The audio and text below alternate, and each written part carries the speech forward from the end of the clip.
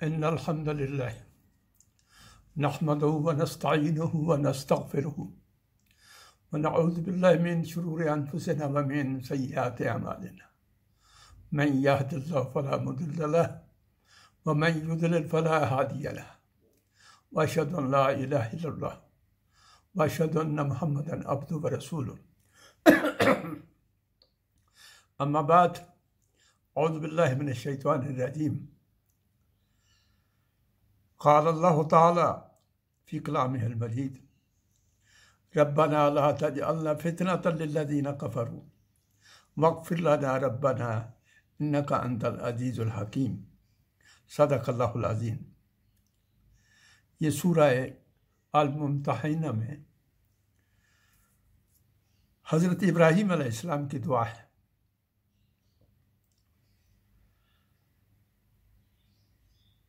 अल्लाह तबारक तआला ने फरमाया, तर्जुमा यह है कि ए हमारे रब, हमें काफिरों के लिए फितना न बना दे, और ए हमारे रब, हमारे कसूरों से दरगुजर फरमा, बेशक तू ही ज़बरदस्त और दाना है। फितने बेशुमार होते हैं। नबी अकरम सल्लल्लाहु अलैहि वसल्लम ने एक दुआ की थी, हमें सिखाई थी। दुआ है, उसका आखिरी हिस्सा है, व इज़ा अरदत बिइबादिका फितनतन फ़क़बिदनी इलैका गैर मफ़्तून। ए मेरे रब, ए मौला, अगर तू अपने बंदों को किसी फितने में मुब्तला करने का इरादा करे तो मुझे अपनी तरफ उठा ले बगैर किसी फितने में मुब्तला हुए। फितनों की बहुत सी किस्में होती हैं। कुछ अंदर से फूटते हैं, कुछ बाहर से हमला आवर होते हैं। नबी अकरम सल्लल्लाहु अलैहि वसल्लम की हयात तय्यबा में मदीना मुनव्वरा के अंदर मुनाफिकीन भी एक फितना थे, यहूद भी फितना थे। हजरत अबू बकर सिद्दीक रजी अल्लाह अन्हु के ज़माने में ये जो फितना उठा था मानीन ज़कात का और फिर झूठे नबियों का, वो भी एक बहुत बड़ा फितना था। उम्मत के लिए बहुत बड़ी आजमाइश बन गया था। हज़रत अली के दौर में जो ख़वारिज का फितना उठा था, और अब हमारे यहाँ वही ख़वारिज का फितना जो मुसलमानों को इस्लाम के दायरे से खारिज करता है, अपने सिवा सब मुसलमानों को काफिर समझता है, वो फितना उठा।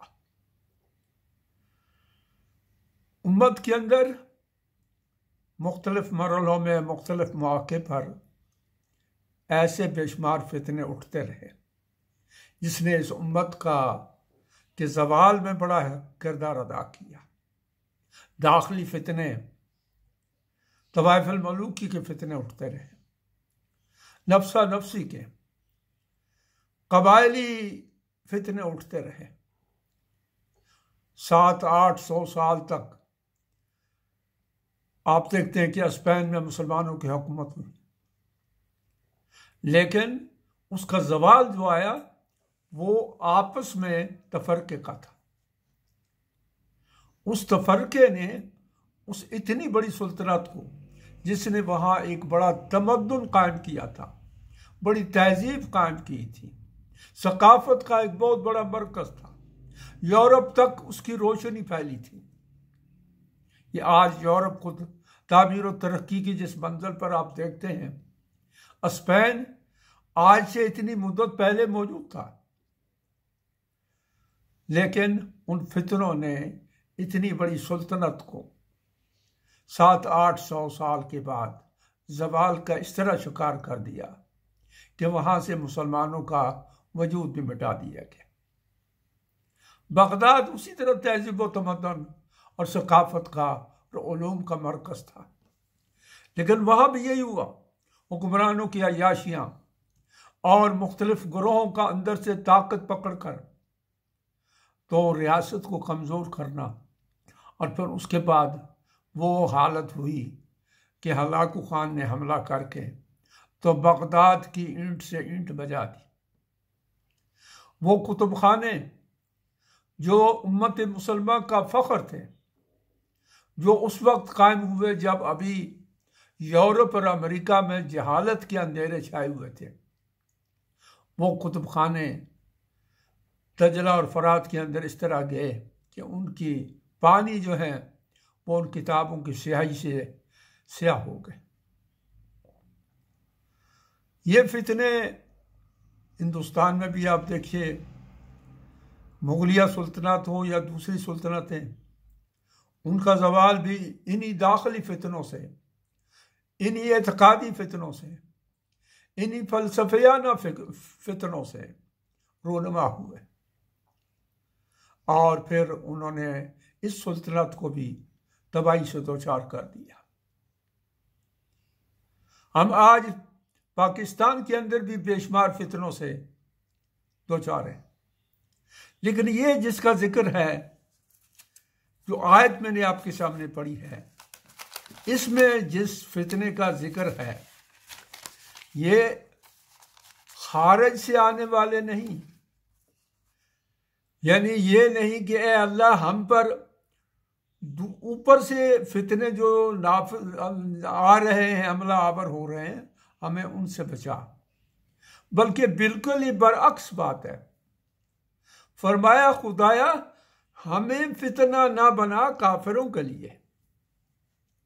अब देखिए, काफिर सदियों तक हमारे लिए फितना रहे, आज भी काफिर फितना है, लेकिन दुआ है रब्बना ला तजअलना फितनतल लिल्लज़ीना कफ़रू, ए हमारे रब हमें ना फितना बना दे उन लोगों के लिए जिन्होंने कुफर किया।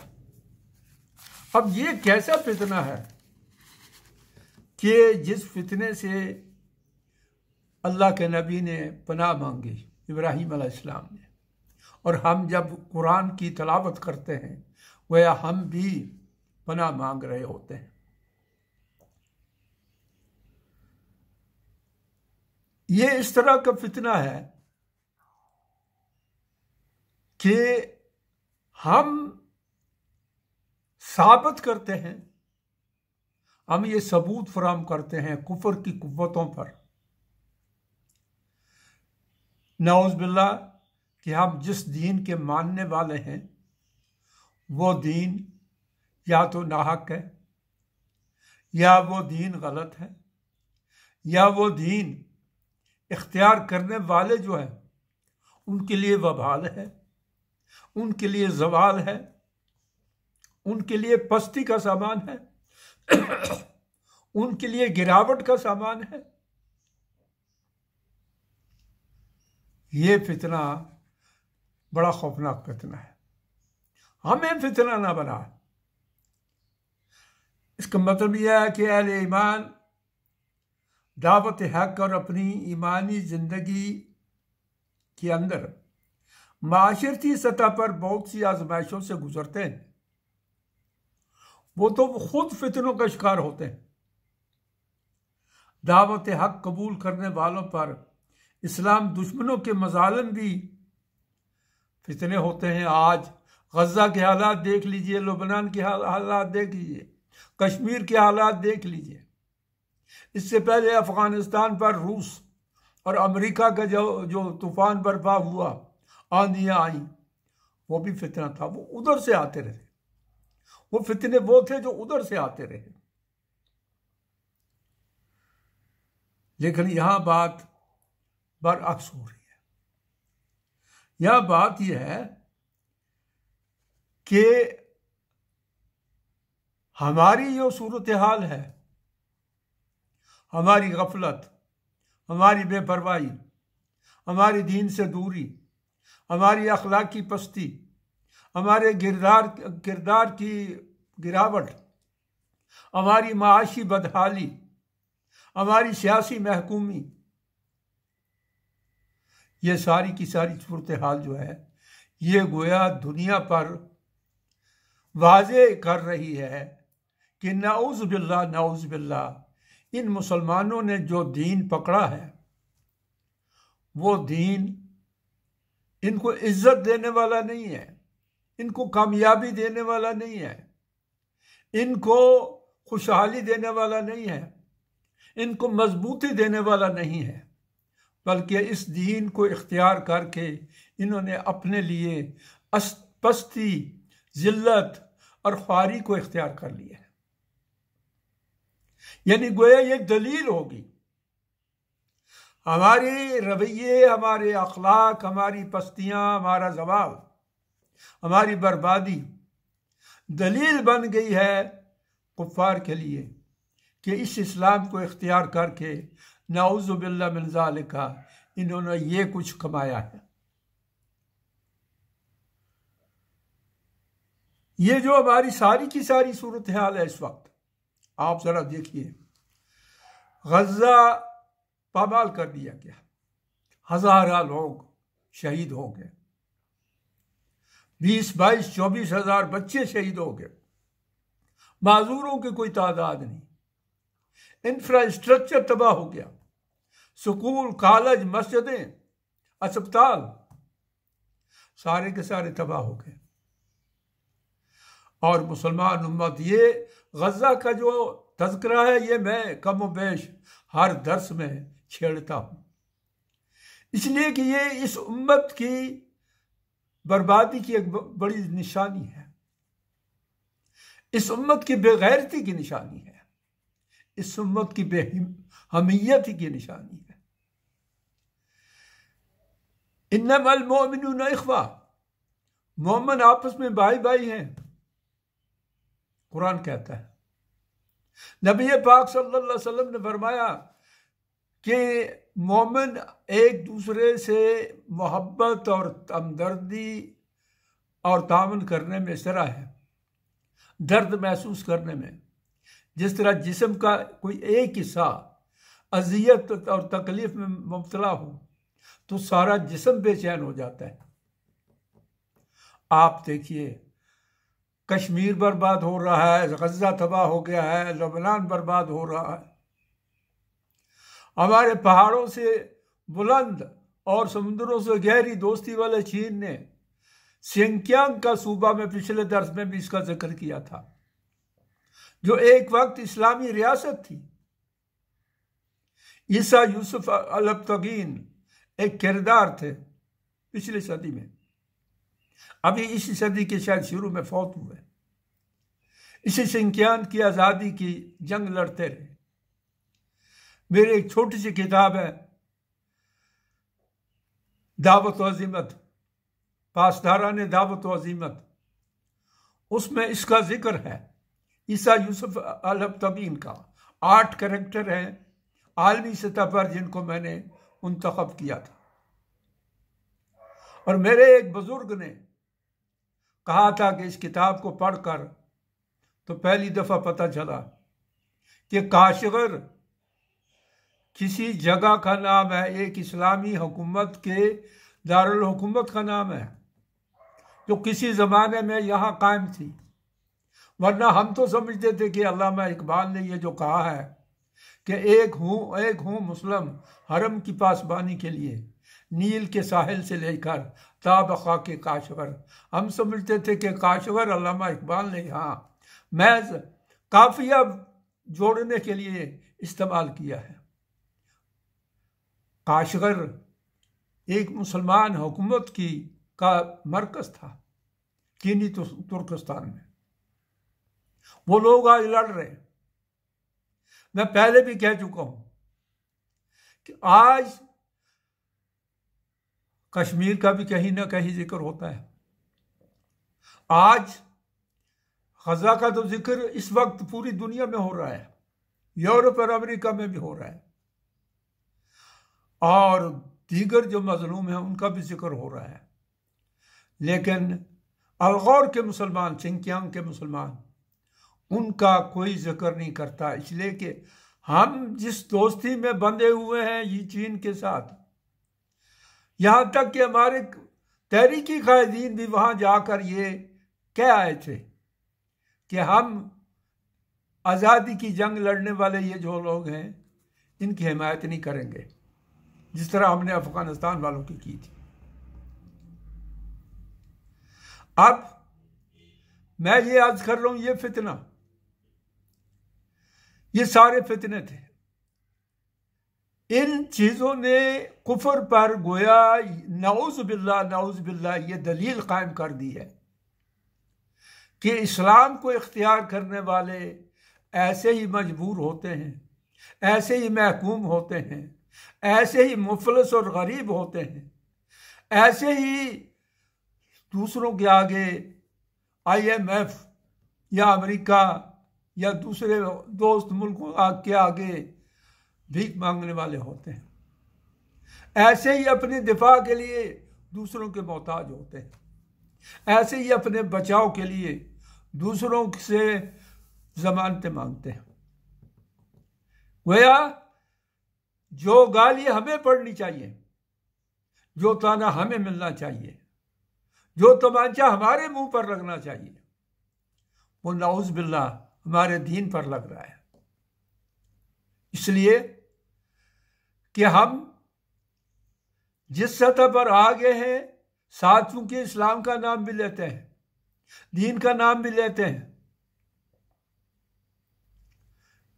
इसलिए दुनिया जो ताना दे रही है, दुनिया के सामने जो दलील आ गई है, वो ये है कि मुसलमान होकर जिल्लत और ख्वारी का शिकार है।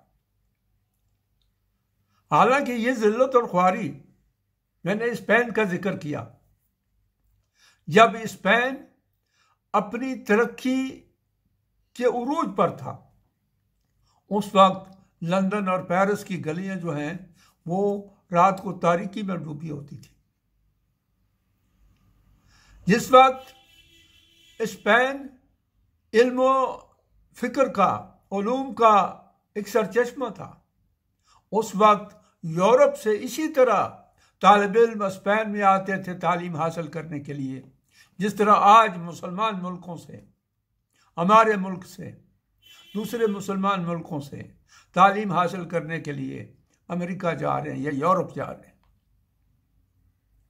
लेकिन फितना आ पड़ा, फितना अंदर से फूटा। हमने ये साबित किया, हमने अपने रवैयों से ये साबित किया, हमने अपने तर्ज अमल से ये साबित किया कि हम इस्लाम की अमानत के अमानतदार बनने के काबिल नहीं हैं। हम इस अमानत को, अल्लाह ने ये अमानत हमें सौंपी थी, इस अमानत को संभालने के काबिल नहीं है। हम जिल्लत उठवा रहे हैं, हम ख्वारी बर्दाश्त कर रहे हैं, हम पस्ती के गढ़ों में गिरे हुए हैं, हम बर्बादी की तहों में गिरे हुए हैं। लेकिन इस्लाम की अमानत जो है उसको थामने की हमारे अंदर सकत नहीं है। हमारी सफ़ों के अंदर आप जरा देखिए, फिरके हैं, तरह तरह के फिरके हैं, मसल की फिरके हैं और दूसरे जैसे लिबरलिज्म, सेकुलरिज्म, कम्युनिज्म, सोशलिज्म और फिर मॉडर्निज्म, ये फितने जो हैं हमारे अपने अंदर पैदा हो गए। हमारी तालीमी दरसगाहें जो हैं उनके अंदर आप जरा जाकर देखिए कि तरबियत से ज्यादा बिगाड़ हो रहा है। नई नस्ल की तरबियत के बजाय उनको फितना का शिकार किया जा रहा है। तरह तरह के नजरियात, तरह तरह के अफकार, बेहयाई, बदकुमाशी, नशा, तालीमी इदारों के अंदर ये सिलसिला चल रहा है और ये हम साबित कर रहे हैं कि गोया हम अपने दीन के लिए गाली बन गए हैं, अपने दीन के लिए एक तोहमत बन गए। हमारा वजूद दीन के पासदारान का वजूद नहीं है। हमारा वजूद इस दीन के लिए एक दाग है। हमने इस दीन पर अपने रवैयों, अपनी सोच, अपने नजरियात, अपने अफकार, अपने तर्ज अमल के जरिए दाग लगा दी है। वो दीन जो सारी इंसानियत का दीन है, जो क़यामत तक का दीन है, उसकी रोशनी जब हमारे घर में ना हो, हमारे अपने अंदर अंधेरा हो, अपनी ज़ात के अंदर भी, अपने माशरे के अंदर भी तारीकी हो, तो फिर हम कैसे कह सकते हैं कि ये इस्लाम एक रोशनी है, ये इस्लाम नूर है? दुनिया को कैसे बावर करा सकते हैं? ये सारे का सारा कसूर हमारा अपना है। हम फितना बन गए हैं काफिरों के लिए। आप देखिए, इब्ने अब्बास और मुजाहिद और इब्ने कसीर, मौलाना मौदूदी, सैयद कुतुब, इमाम राजी रहमतुल्लाह अलैह, सब ने यही राय दी है कि फितना बनने का मतलब यह है कि हम अपनी माशरत, अपनी सियासत, अपनी अखलाकियात, अपने तमद्दुन, अपनी मईशत, इन सारे पहलुओं से इस गिरावट का शिकार हो जाए कि कुफर की कुव्वतें ये कहने लग जाएं कि नाउज़ बिल्लाह, बहुत अच्छा है कि हमने इस्लाम कबूल नहीं किया, वरना हम भी इसी पस्ती में चले जाते जिस पस्ती में आज अपने आप को मुसलमान कहने वाले लोग गिरे हुए। ये गोया नाउज़ बिल्लाह मिन ज़ालिका, ये मामला दीन का, इस इस्लाम का, इस पर एक गाली है। हमारा वजूद एक गाली है, हमारा वजूद एक दाग है। फरमाया रब्बना ला तजअलना फितनतल लिल्लज़ीना कफरू, ऐ हमारे रब, हमें उन लोगों के लिए दलील न बना दे, हमें उन लोगों के लिए नमूना न बना दे जिन्होंने कुफर किया। यानी हम ऐसी तस्वीर लोगों के सामने पेश करने लगे कि जिस तस्वीर का घिनौनापन देखकर तो दुनिया की कौमें नफरत करने लगे। आप कौन है दुनिया में इस वक्त? यूरोप में, अमेरिका में, चीन में, रूस में, भारत में, जो मुसलमानों की इस तस्वीर से लगाव रखता हूं, जो इस मुसलमानों की इस तस्वीर से की तारीफ करता हूं, सारे के सारे इस तस्वीर को एक घिनौनी तस्वीर समझते हैं। तो ये इस वजह से हुआ कि हम दलील बन गए हैं, हम तस्वीर बन गए हैं, हम नमूना बन गए हैं पस्ती का। हमने साबित कर दिया है कुफर की कुव्वतों के सामने कि इस्लाम कबूल करने के बाद नाउज़ बिल्लाह जो भी इस्लाम कबूल करेगा उसकी यही हालत होगी। गज़ा वाली हालत होगी, कश्मीर वाली हालत होगी, सिंकियांग वाली हालत होगी, म्यांमार वाली हालत होगी, यही हालत होगी। गुर्बत और अफलास वाली हालत होगी, भिखमंगी की हालत होगी। आप सड़कों पर जाते हैं, चौकों पर खड़े हो जाएं, आप देखेंगे कि भिखारियों का एक यलगार आ जाती है। आप गाड़ी में सवार है तो आपकी गाड़ी के इर्द गिर्द एक झमटा लग जाता है भिखारियों का। हम फर्द की हैसियत से भी भिखारी हैं, कौम की हैसियत से भी, रियासत और हुकूमत की हैसियत से भी भिखारी हैं।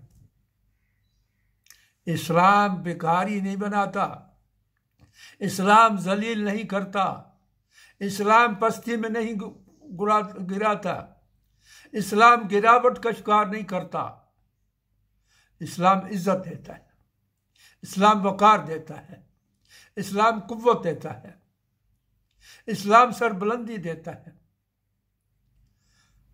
हजरत उमर रजी अल्लाह अन्हु ने कहा था कि हमारी इज्जत इस्लाम की वजह से है, हम जो ये सर उठाकर चल रहे हैं दुनिया की कुव्वतों के सामने, ये इस्लाम की वजह से। लेकिन जब इस्लाम ही से ताल्लुक ना हो, इस्लाम के साथ ताल्लुक ना हो, अमली ताल्लुक, तो फिर उसके बाद आप देखिए कि हमारा वजूद जो है इस्लाम के लिए गाली बन गया है, दाग बन गया है।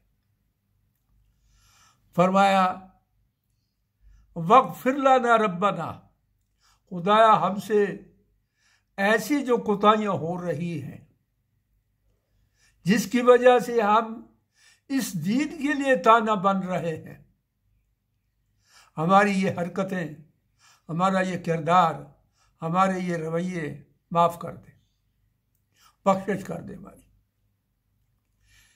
इन्नका अंतल अजीजुल हकीम, आप यहां फरमाया कि तू अल अजीज भी है और अल हकीम भी है। गालिब तू है, गलबा तेरे दीन को ही मिलना चाहिए। हकीम तू है, हिकमतों से भरा हुआ तेरा दीन है। तू हमारी खताएं माफ कर दे। ये वग़फ़िर लना रब्बना के अल्फाज जो है ये एक एहसास का नतीजा है, एक शऊर का नतीजा है। फर्द या कौम को जब एहसास हो जाता है कि हम अपने दीन के नाम पर एक दाग बन गए हैं, हम अपने दीन के लिए एक ताना बन गए हैं, हम पस्ती और गिरावट और जवाल का वो निशान बन गए हैं कि जिसकी निस्बत हमारे दीन से जोड़ी जा रही है कि जो भी इस दीन को कबूल करेगा नऊज़ बिल्लाह उसकी यही हालत होगी। तो हजरात गिरामी, ये दुआ है, लेकिन इसके अंदर एक पूरी की पूरी आपने देखा कि हमारी तारीख आ गई है। इसलिए कि मैंने जिन मुफस्सिरीन का नाम लिया है उन्होंने कहा कि ए हमारे रब, हमारे दुश्मनों को हम पर मुसल्लत न कर। दुश्मन मुसल्लत है आज। आप जरा देखिए कि मुसल्लत होने के सिर्फ यही माने है कि कोई अपनी फौजें चढ़ाकर आ जाए। मुसल्लत होने का मतलब यह है कि हम अपनी राय, अपना इरादा, अपने फैसले अपनी मर्जी से न करें, अपने मुल्क के लिए न करें।